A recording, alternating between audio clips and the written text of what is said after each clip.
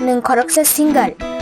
Ni the subject song jiu sabon Spotify hanggama oba hit platform upload khaina mu chungo. Tani ni songs no bu YouTube ko ge upload khayo. Tini ni shimite iwana na nanglia omuni solution man number ge contact ID or email ID wote YouTube official artist channel bo klai man nai hambai.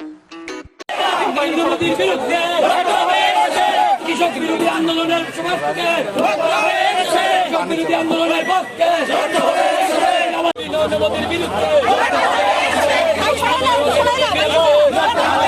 কৃষক বিলের বিরুদ্ধে ত্রিপুরা প্রদেশ কংগ্রেস আজ রাজভবনের সামনে অভিযান চালায়। এই অভিযানে শতাধিক কংগ্রেস কর্মী সমর্থক অংশগ্রহণ করেছিলেন।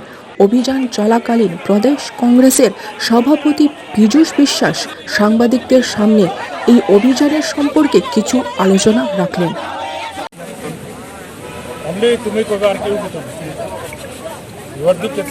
আপনারা জানেন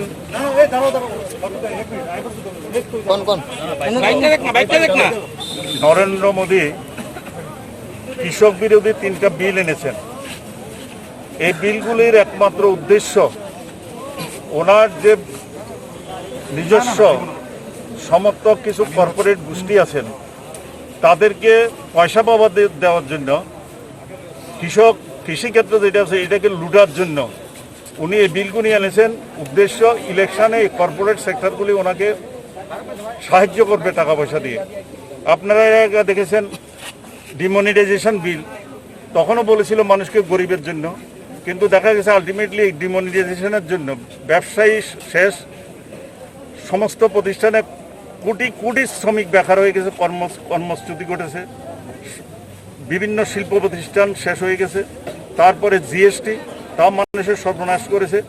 আজকে নরেন্দ্র মোদীর অজ্ঞতার কারণে এবং ওনার একনায়কতন্ত্র মনোভাবের জন্য ভারতবর্ষ আজকে গভীর সংকটে, অর্থনৈতিক সংকটে।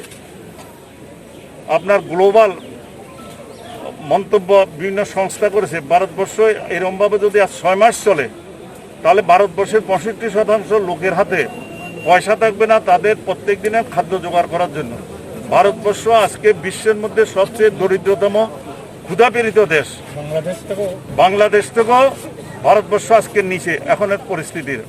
এর মধ্যে যে বিলটা এনেছে কৃষক ক্ষেত্রে সর্বনাশ করে দেবে। এই বিলের ফলে আপনার কৃষকরা ইচ্ছা মতন তার জমিতে ফসল চাষ করতে পারবে না। এই গরিব কৃষক এই কর্পোরেট সেক্টরের কাছে মাথা নত করতে হবে, ওরা ঠিক করে দেবে। এখন কোথাও আপনার ধান চাষ হয়, গম চাষ হয়, আলু চাষ হয়, ডাল চাষ হয়। এখন এই কর্পোরেট সেক্টর ঠিক করবে যে বিশ্ববাজার দেখে যে এবার এখানে ধান করা চলবে না, এখানে পেঁয়াজের চাষ করো, এখানে আলুর চাষ করো, এরকমভাবে করবে তাদের এটা, এবং দামগুলি ঠিক করবে ওরা, এই চুক্তি নেবে। মানে মিনিমাম সাপোর্ট যে প্রাইস, মিনিমাম যে একটা সর্বনিম্ন দর যে কৃষকদের জন্য ছিল সেটাকে উঠিয়ে দিয়েছে। এখন কোনোই নেই, এই কর্পোরেট সেক্টর ঠিক করবে কত টাকা দামে ধানটা কিনবে, কত টাকা দামে আলুটা কিনবে, এবং ওরা বাধ্য, আর কোনো ওখানে মার্কেট নেই, ওদের হাতে বিক্রি করতে হবে। এবং ওরা ঠিক করে দেবে আমরা এই দামে নেব। আর এই দামে যদি তাদের সঙ্গে চুক্তি না করে, ওরা যদি না নেয় এগুলি বিক্রি করার মতন, কারণ ভারতবর্ষে দেখা গেছে আপনার 65% কৃষক তাদের জমি 2 একর থেকে 5 একর। সুতরাং এরা যদি মাঠে না কিনে, মান্ডি প্রথা শেষ, এই গরিব কৃষক তাদের এই যে ট্রান্সপোর্ট খরচ দিয়ে এই যে 2 একর থেকে 5 একর যাদের জমি, তারা বাজারে নিয়ে বিক্রি করার মতো ক্ষমতা থাকবে না। সুতরাং পরিকল্পিতভাবে কৃষক আজকে ভারতবর্ষে এখন পর্যন্ত 65 কোটি কৃষক আজকে অংশগ্রহণ করেছে আন্দোলনে। এর মধ্যে 250টা কৃষি সংগঠন মাঠে নেমেছে।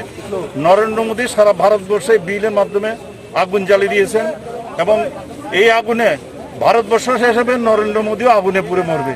আমরা সেই জন্য আজকে গভর্নর কাছে যাচ্ছি। আমার সঙ্গে প্রাক্তন মুখ্যমন্ত্রী সমীর রঞ্জন বর্মন আছেন, ওনার নেতৃত্বে আমি যাচ্ছি।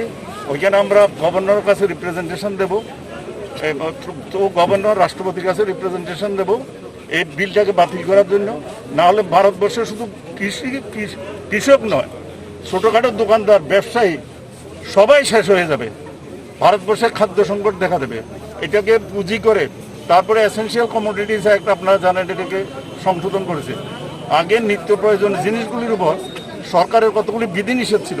হোর্ডিং করতে পারবে না, ব্ল্যাক মার্কেটিং করতে পারবে না, কোথাও গোডাউনে থাকতে গেলে সেখানে গোডাউন ডিক্লারেশন দিতে হবে। আজকে এগুলি বিধিনিষেধ তুলে নিয়েছে। শুধু ব্ল্যাক মার্কেটিয়ার এবং হোর্ডারদের, কালোবাজারি এবং মজুদদারদেরকে সাহায্য করার, একচাটিয়া যাতে দেশকে লুটতে পারে ওদের ইচ্ছা মতন, ওরা এখন সমস্ত খাদ্য নিয়ে গোডাউনজাত করবে, বাজারে সংকট সৃষ্টি করে দেবে। সেখানে এই সংকট সৃষ্টি করে কৃত্রিম উপায়ে পরে দাম বাড়াবে, দাম বেড়ে মানুষকে লুটবে। সুতরাং ভারতবর্ষের ভীষণ বিপদের দিন, সেটার বিরুদ্ধে লড়াই করতে হবে। কংগ্রেস সারা ভারতবর্ষে আজকে সারা ভারতবর্ষের গভর্নর হাউসে রাষ্ট্রপতির উদ্দেশ্যে স্মারক দিয়েছে, আন্দোলন আরম্ভ হয়েছে। যতদিন না এগুলি বাতিল হবে, কৃষকদের নিয়ে আন্দোলন, আমরা কৃষকদের সঙ্গে সলিডারিটি দেখানোর জন্য কংগ্রেস প্রতিজ্ঞাবদ্ধ, সেই জন্য রাস্তায় নেবে।